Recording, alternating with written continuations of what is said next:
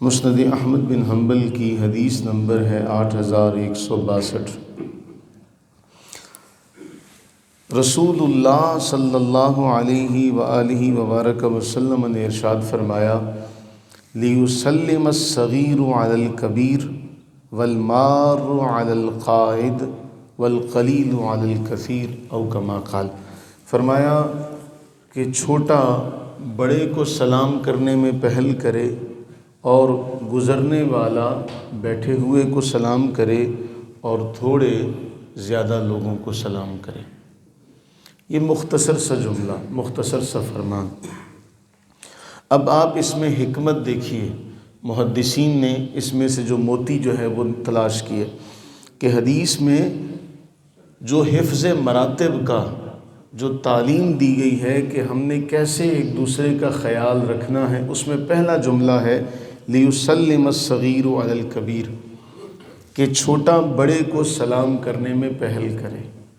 اس میں حکمت یہ ہے کہ بڑے کی توقیر، بڑے کے آداب میں یہ بات شامل ہے کہ چھوٹا بڑے کی تعظیم کرے، توقیر کرے، آداب بجا لائے اور اس کو سلام کرنے میں پہل کرے۔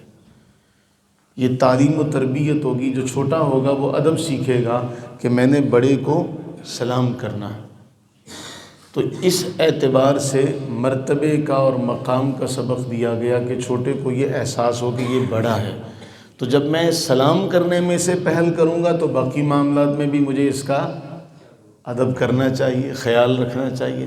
ایک سبق ہے جو دیا جا رہا ہے۔ اس میں جو دوسرا اہم معاملہ ہے کہ گزرنے والا جو ہے وہ بیٹھے ہوئے کو سلام کرے، اس لیے کہ جو لوگ بیٹھے ہوئے ہیں وہ تو پہلے سے بیٹھے ہوئے ہیں، تو جو آنے والا ہے یا جو گزرنے والا ہے اس سے کوئی نہ کوئی خوف اور خطرے کا بھی اندیشہ ہے۔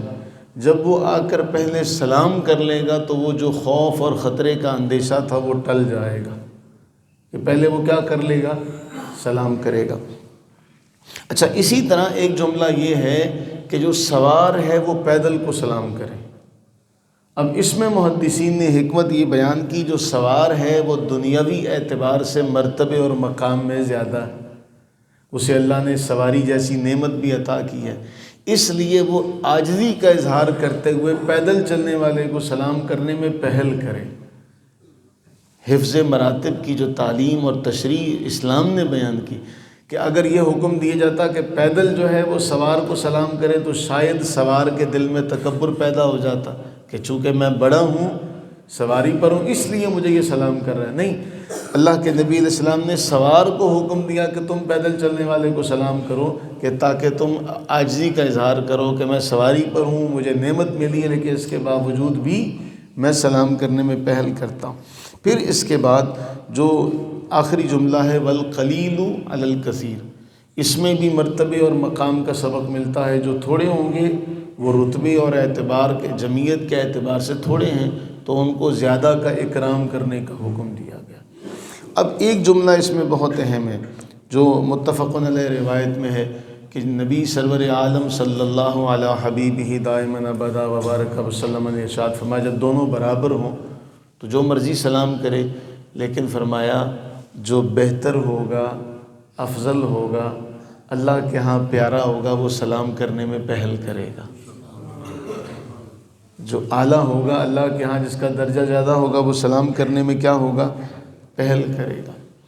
تو یہ معاملات۔ اچھا، پھر اس میں یہ بھی ہے کہ اگر جماعت میں سے کسی ایک نے سلام کا جواب دے دیا تو سب کی طرف سے یہ حق ادا ہو جائے گا۔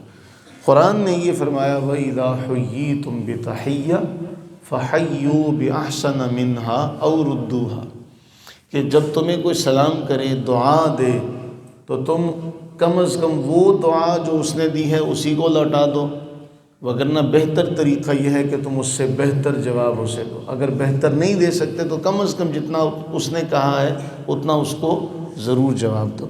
اب اس میں ایک اور جو حکمت ہے وہ یہ ہے کہ جب ہم کسی سے ملتے ہیں تو پہلے اس کے ساتھ یہ معاملہ کرتے۔ باقی تمام مذاہب کے برعکس، باقی تمام جتنے بھی ماننے والے ہیں مذاہب کے، ان کے برعکس ہمارے ہاں یہ جملہ ہے کہ تجھ پر سلامتی ہو، تجھ پہ اللہ کی رحمتیں ہوں، اللہ کی برکتیں ہوں. یعنی اب ہم نے اس کو سلامتی کا سبب دے دیا، اب ہماری طرف سے اس کو کوئی نقصان نہیں پہنچے گا. لیکن آپ اندازہ کریں، آپ کہیں دکان پر چلے جائیں، کسی تاجر کے پاس چلے جائیں، جب سلام ہو گیا گویا شرعی اعتبار سے ایک دوسرے کو سلامتی کا ہم نے عہد دے دیا. اس کے بعد اگر کوئی دھوکہ دہی کرے تو وہ اپنے ہی جملے اور اپنے ہی عہد کی خلاف ورزی کر رہا ہے جو اس نے پہلے دیا تھا. اگر دکاندار جو ہے وہ اپنی تجارت کو صحیح نہیں رکھتا، کوئی بھی اس میں آ جاتا، اس میں سارے دنیا کے لین دین کے معاملات آ جاتے ہیں، سب چیزیں اس میں آ جاتی ہیں. ہم کسی کے پاس بھی جاتے ہیں تو پہلے اس کو سلامتی کا عہد دیتے ہیں، وہ ہمیں جواباً عہد دیتا ہے. اب ہم اسے یہ کہتے ہیں کہ تیری زبان میں تیری عزت مال جان آبرو محفوظ ہو گئی، وہ بھی کہتا ہے بھی تیری عزت مال جان آبرو محفوظ ہو گئی.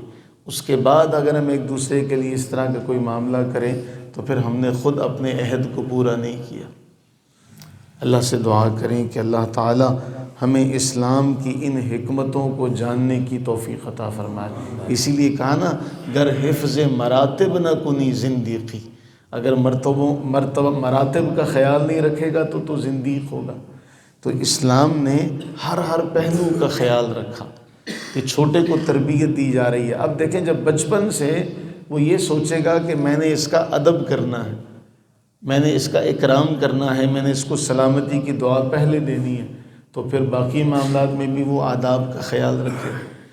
لیکن ہمارے نبی سرور عالم صلی اللہ علیہ حبیبہ دائما ابدا وبارک وسلم کی عادت یہ تھی کہ آپ سلام میں پہل کرتے تھے، اور ہمارے اکابرین بزرگان دین کا طریقہ یہی رہا کہ سلام میں پہل کی جائے.